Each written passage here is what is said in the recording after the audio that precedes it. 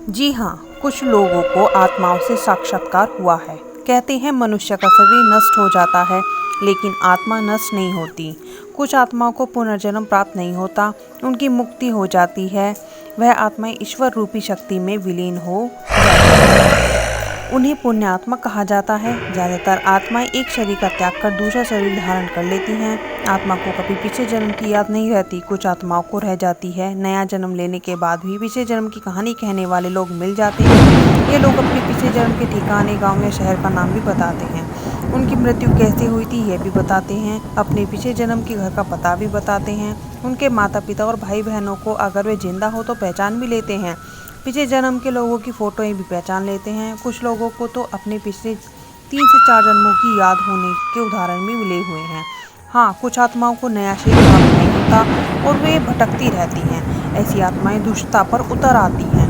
मौका मिलते ही किसी जीवित व्यक्ति के शरीर में घुसकर उसे और उससे जुड़े हुए अन्य मनुष्यों को तकलीफ देती हैं, धन का नाश करती हैं, बीमारी फैलाती हैं, गंदगी के ढेर लगाती हैं। कुछ आत्माएं तो जान से मारकर ही किसी शरीर को छोड़ती हैं। कुछ आत्माएं बिना शरीर में दाखिल हुए भी किसी रासायनिक पदार्थ का इस्तेमाल करती हैं और टेढ़े मेढ़े स्वरूप में दिखाई देती हैं।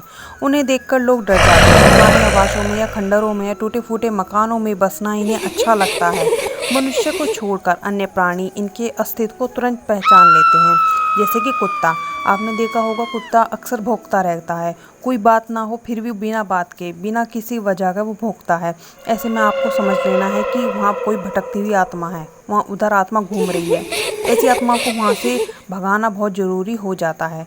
देखा गया है कि कुछ भटकती आत्माएं अच्छी भी होती हैं। ऐसा नहीं है कि सभी आत्माएं बुरी होती हैं। कुछ आत्माएं अच्छी भी होती हैं जो किसी की जान भी बचाती हैं। बड़े बड़े हादसे होने वाले होते हैं, तब भी अच्छी आत्माएं कुछ न कुछ संकेत देकर आने वाले संकट से हमें अवगत कराती हैं। मुझे भी ऐसा ही संकेत एक आत्मा ने दिया था।